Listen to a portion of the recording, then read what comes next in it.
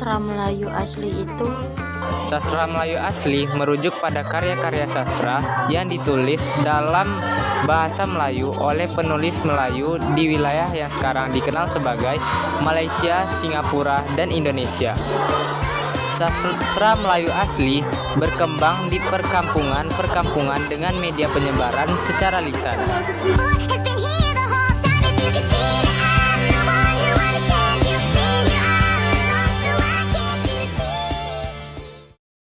Konon pada zaman dahulu kala, di daerah Dumai berdiri sebuah kerajaan bernama Seri Bunga Tanjung. Kerajaan ini diperintah oleh seorang ratu yang bernama Ciksima.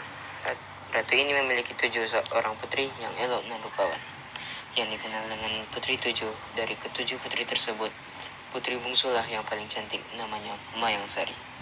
Putri Mayang Sari memiliki keindahan tubuh yang sangat mempesona. Kulitnya lembut bagai sutra, wajahnya elok berseri bagaikan bulan purnama, bibirnya merah bagai delima, alisnya bagai semut beriring, rambutnya yang panjang dan ikal terurai bagai mayang. Karena itu sang putri juga dikenal dengan sebutan Mayang Mengurai.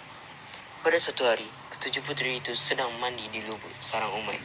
Karena asik berendam dan bersendau gurau, 7 putri itu tidak menyadari ada beberapa pasang mata yang sedang mengamati mereka, yang ternyata adalah Pangeran Empang Kuala dan para pengawalnya yang kebetulan lewat di daerah itu. Mereka mengamati ke-7 putri tersebut dari balik semak-semak. Secara diam-diam, sang pangeran terpesona melihat kecantikan salah satu putri yang tak lain adalah Putri Mayang Sari.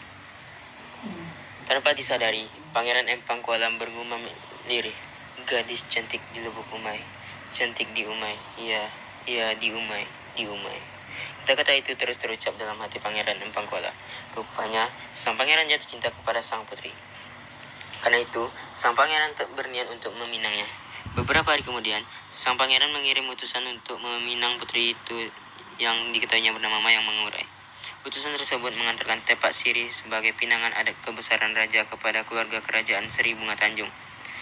Pinangan itu pun disambut oleh Ratu Ciksima dengan kemuliaan adat yang berlaku di kerajaan Seri Bunga Tanjung. Sebagai balasan pinangan Pangeran Empang Kuala, Ratu Ciksima pun menjunjung tinggi adat kerajaan, yaitu mengisi pinang dan gambir pada combol paling besar di antara 7 buah combol yang ada di dalam tepak itu. 6 buah combol lainnya sengaja tak diisinya sehingga tetap kosong. Adat ini melambangkan bahwa putri tertualah yang berhak menerima pinangan terlebih dahulu. Mengetahui pinangan pangeran yang ditolak, utusan tersebut kembali menghadap kepada sang pangeran.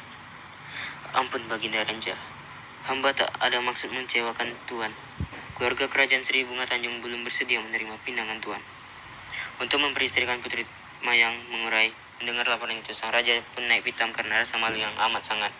Sang pangeran tak peduli lagi dengan adat yang berlaku di negeri Seri Bunga Tanjung. Amarah yang menguasai hatinya tak bisa dikendalikan lagi. Sang pangeran pun segera memerintahkan para panglima dan prajuritnya untuk menyerang kerajaan Seri Bunga Tanjung. Maka pertempuran antara kedua kerajaan di pinggiran Selat Malaka tidak dapat dielakkan lagi. Di tengah berkecamuknya perang tersebut, Ratu Ciksima segera melarikan ke-7 putrinya ke dalam hutan dan menyembunyikan. Di tengah mereka di dalam sebuah lubang yang meratapkan tanah dan berlindung oleh pepohon. Tak lupa pula sang ratu membekali ke-7 putrinya makanan yang cukup untuk 3 bulan. Setelah itu, sang ratu kembali kerajaan untuk mengadakan perlawanan terhadap pasukan Pangeran Empang Kuala. Sudah 3 bulan berlalu, namun pertempuran antara kedua kerajaan itu tak kunjung usai. Setelah memasuki bulan keempat, pasukan Ratu Ciksima semakin terdesak dan tak berdaya. Akhirnya negeri Seri Bunga Tanjung dihancurkan. Rakyat banyak yang tewas melihat negerinya hancur dan tak berdaya. Ratu Ciksima segera meminta bantuan jin yang sedang bertapa di Bukit Hulu Sungai Umay. Pada suatu senja, pasukan Pangeran Empang Kuala sedang beristirahat di hilir Umay. Mereka berlindung di bawah pohon-pohon bakau. Namun, menjelang malam terjadilah peristiwa yang sangat mengerikan. Secara tiba-tiba mereka tertimpa beribu-ribu buah bakau yang jatuh dan menusuk ke badan para pasukan Pangeran Empang Kuala. Tak sampai separuh malam, pasukan Pangeran Empang Kuala dapat dilumpuhkan. Pada saat pasukan kerajaan Empang Kuala tak berdaya, datanglah utusan Ratu Ciksima menghadap Pangeran Empang Kuala. Melihat kedatangan utusan tersebut, sang pangeran yang masih terduduk lemas menahan rasa sakit langsung bertanya, "Hai orang Seri Bunga Tanjung, apa maksud kedatanganmu ini?" Sang utusan menjawab, "Hamba datang untuk menyampaikan pesan Ratu Ciksima agar pangeran berkenan menghentikan peperangan ini. Perbuatan kita telah merusakkan bumi sakti. Rantau bertua dan menodai pesisir Seri Bunga Tanjung. Siapa yang datang dengan niat buruk, malapetaka baginya. Sebaliknya, siapa yang datang dengan niat baik ke negeri Seri Bunga Tanjung akan sejahtera hidupnya, kata utusan Ratu Ciksima menjelaskan. Mendengarkan penjelasan utusan Ratu Ciksima, sadarlah Pangeran Empang Kuala bahwa dirinya memulai peperangan. Pangeran langsung memerintahkan pasukannya agar segera pulang ke negeri Empang Kuala. Keesokan harinya, Ratu Ciksima bergegas mendatangi tempat persembunyian ketujuh putrinya di dalam hutan. Alangkah terkejutnya Ratu Ciksima karena ketujuh putrinya sudah dalam keadaan tak bernyawa. Mereka mati karena haus dan lapar.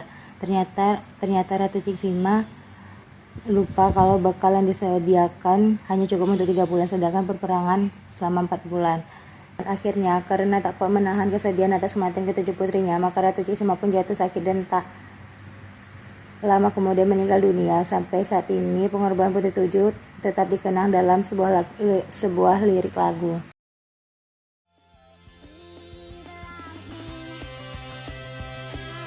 Tata petitih, adat sepanjang jalan Cupak, sepanjang betung, maknanya adat yang disusun dan dipakai telah menjadi sendi-sendi kehidupan sehari-hari, yang selalu dilaksanakan dan diperlukan setiap saat.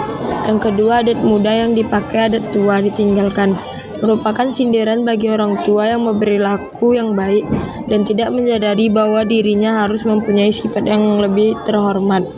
Yang ketiga, endapan embalik, seraba begigi. Kalau seseorang menentukan benda berharga baik uang atau barang, maka wajib dikembalikan ke pemiliknya. Keempat, janji nunggu kate betauh, maknanya keluarga masyarakat Melayu bersambah kalau berjanji harus ditepati dan kalau berbicara harus disertai bukti.